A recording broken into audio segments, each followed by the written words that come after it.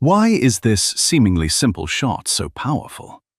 What is so special about it that makes The Lord of the Rings, The Return of the King, an epic movie?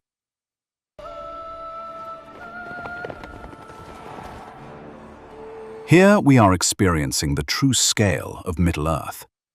This changes the way we see the fantasy world of The Return of the King.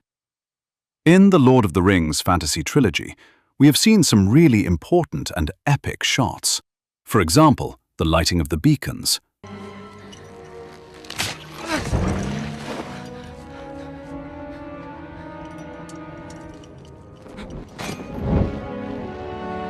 and the fall of the Witch King.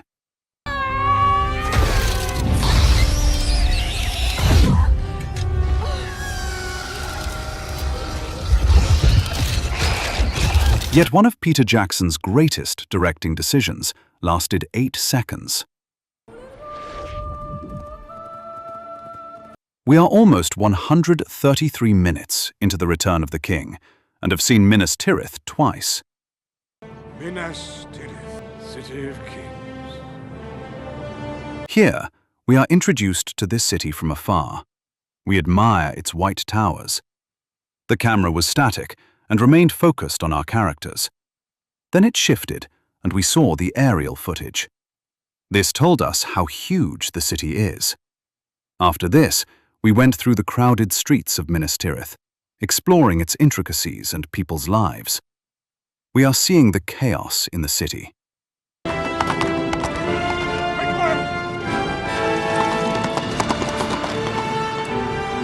In our specific shot, we are seeing Minas Tirith for the 3rd time. Gondor tried to defend the ruined city of Osgiliath, which lies between Mordor and Minas Tirith. Faramir was commanding them, but thousands of orcs stormed the ruin, and Nazgul attacked from the sky. The city was lost, and Faramir ran for their lives. Minas Tirith was their only safe place, so they were running toward it. They were wounded, exhausted, and desperate. Behind them, Mordor had already begun spilling across the Pelennor fields. The enemy had reached Gondor's doorstep. The city was now all that stood between Mordor and the west. The Nazgul were attacking the soldiers from above, scattering them. It looked like they would not survive another attack. But then, Gandalf arrived. He cast his pure light on Nazgul, buying time for the survivors. They had to reach Minas Tirith before the Nazgul could start attacking them again. There was urgency in this scene. And then came that 8-second shot.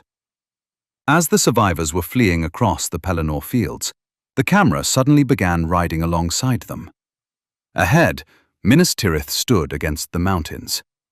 In the shot, Gandalf's horse was in the foreground.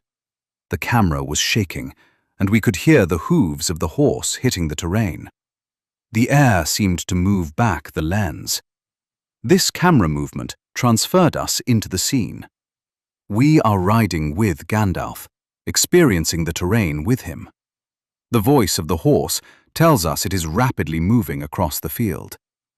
All of a sudden, we are also running toward the city.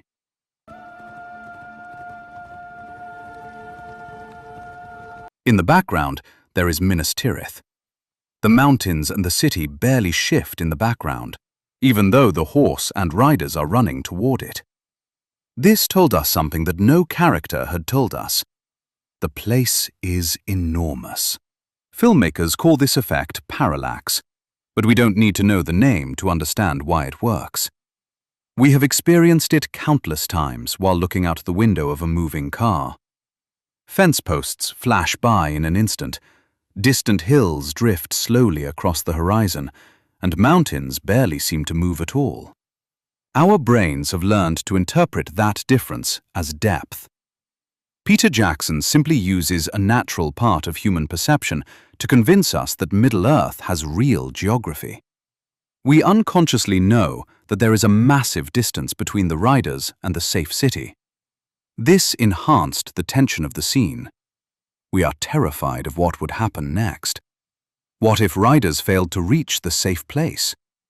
This kept us on the edge of our seats until the survivors didn't enter the city.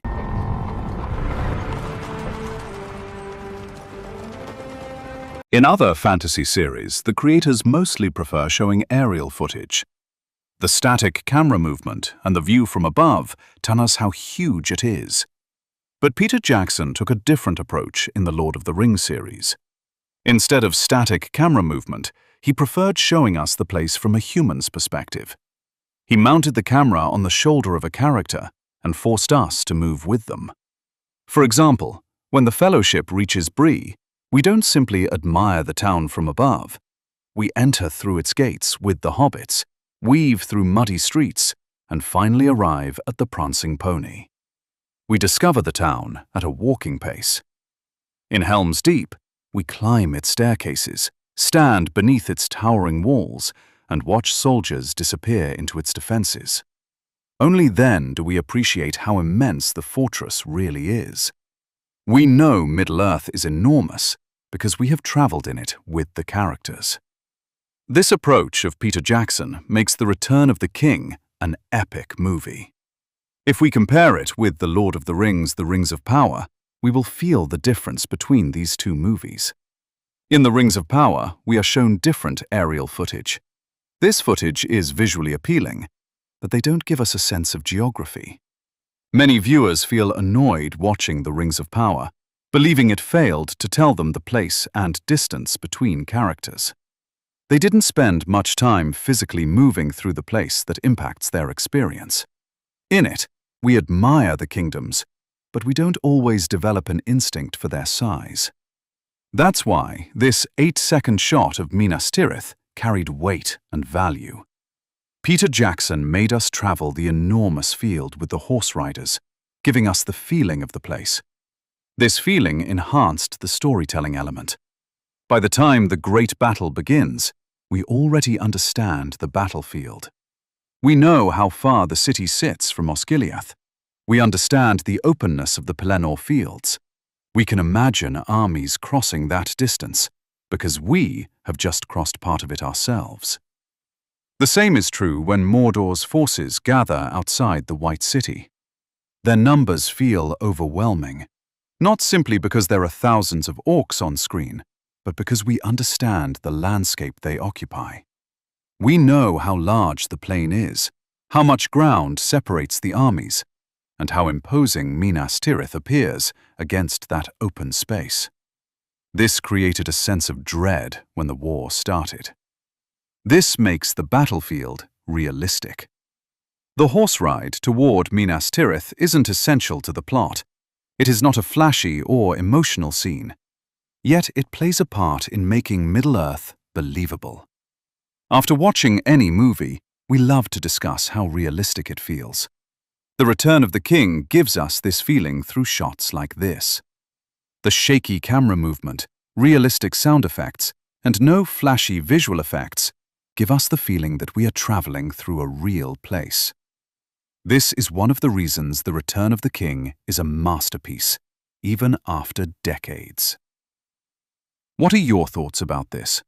Share with us in the comments section, and subscribe to our channel if you love dissecting iconic scenes from unforgettable movies.